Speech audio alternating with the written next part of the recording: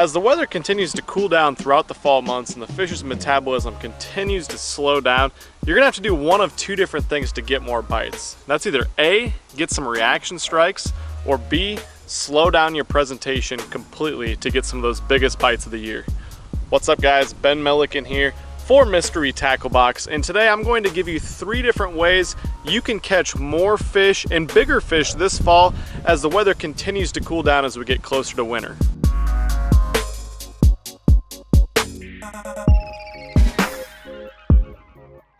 Now as the water continues to cool down and the bass migration is really in full swing, those fish have moved all the way to the backs of the creeks in a lot of situations and those different shad holding reservoirs. It's really important to cover water and try to get a reaction strike. You know, the water's cooled down in a lot of places all the way into the 50s and 40s, so even though those bass and those shad are way back in the backs of those creeks and the bass have been gorging on them, you know, the metabolism's really starting to slow down.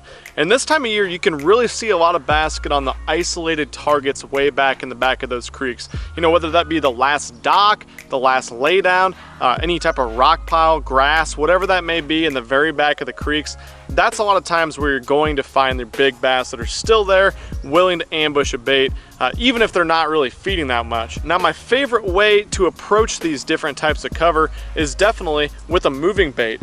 This one right here is the Bagley Shad, and it's an exclusive bait to Mystery Tackle Box. A lot of you guys will be getting in your boxes in November. The great thing about this bait is, since it has the flat sides and this little L-shaped bill, it really has a nice tight shimmy, and that tight wiggle is absolutely what you want from any type of crankbait or any type of moving bait as we get into cooler water situations when those bites are a lot more finicky. This is a really good bait for hitting off any type of stump, dock post, or fishing through any type of grass and really ripping it out to get those reaction strikes.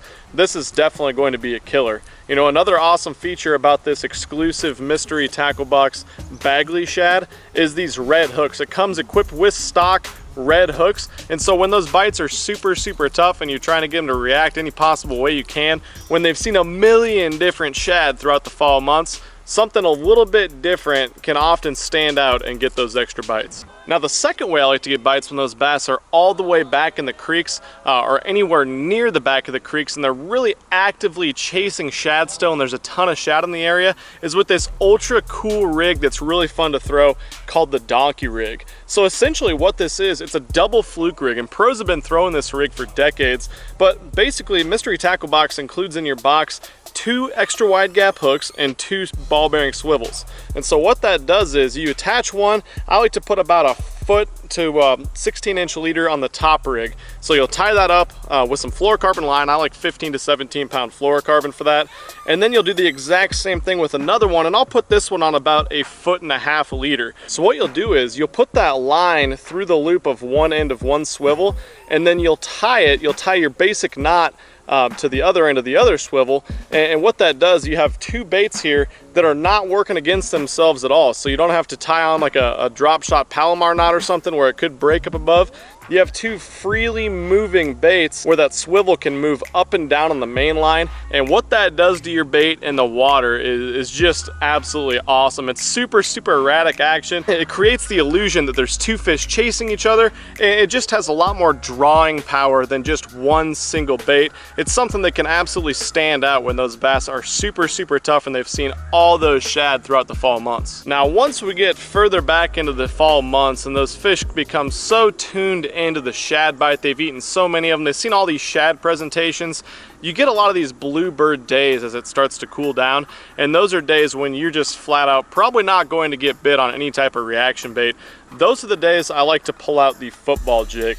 This right here is the heavy metal tungsten football jig, which again is exclusive to Mystery Tackle Box. It's the only place you can get it. So where I like to throw this football jig is anywhere on the way back out of the backs of those creeks.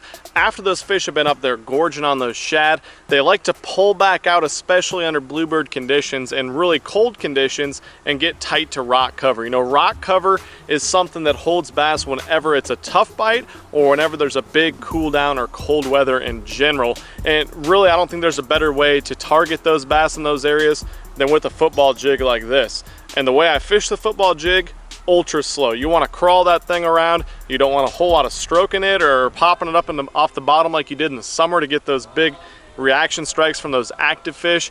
These are very slow moving fish. They will still bite, but you just want to drag this on the bottom. You know, that's one reason I really like the tungsten head here on the heavy metal football jig.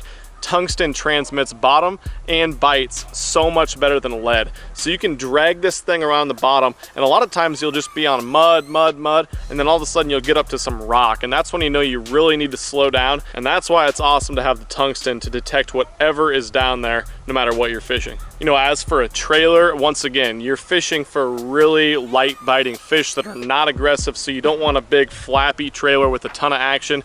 I really like this this Charlie's Worm craw trailer, any type of craw trailer that has little to no action during this period.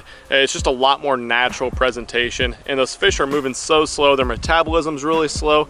You'll just flat out get a lot more bites on a trailer like this.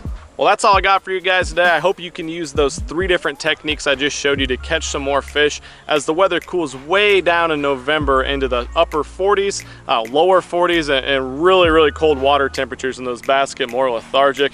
You know, it's a tough time of the year to catch fish, but you can truly catch some of your biggest fish in the fall. And to me, the best 2 ways to do that are to either slow way down and slow down your presentation, or speed it up and try to get those reaction strikes. Thanks a ton for watching, guys.